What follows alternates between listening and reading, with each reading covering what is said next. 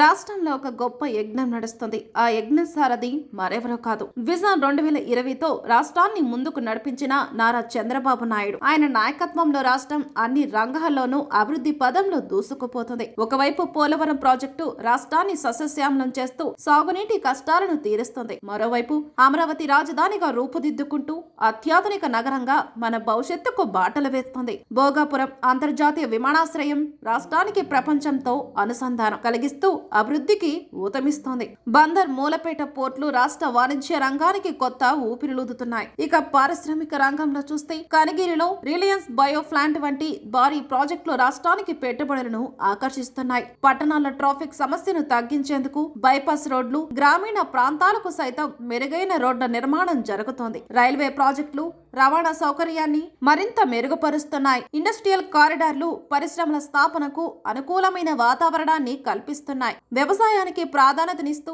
Irrigation ప్రాజెక్టులు నిర్మిస్తున్నారు. పర్యావరణాన్ని కాపాడుకుంటూ సోలార్ ప్రాజెక్టుల ద్వారా విద్యుత్ ఉత్పత్తిని పెంచుతున్నారు. ఇలా అన్ని రంగాల్లోనూ శరవేగంగా అభివృద్ధి జరుగుతుందంటే అది చంద్రబాబు గారి దార్శనికత, అలుపెరగని కృషి ఫలితమే. ఆయన నాయకత్వంలో రాష్ట్రం నిజంగానే ఒక అభివృద్ధి యజ్ఞాన్ని చూస్తుంది. ఈ యజ్ఞం విజయవంతంగా కొనసాగాలని, రాష్ట్రం మరింతగా అభివృద్ధి చెందాలని ఆశిద్దాం.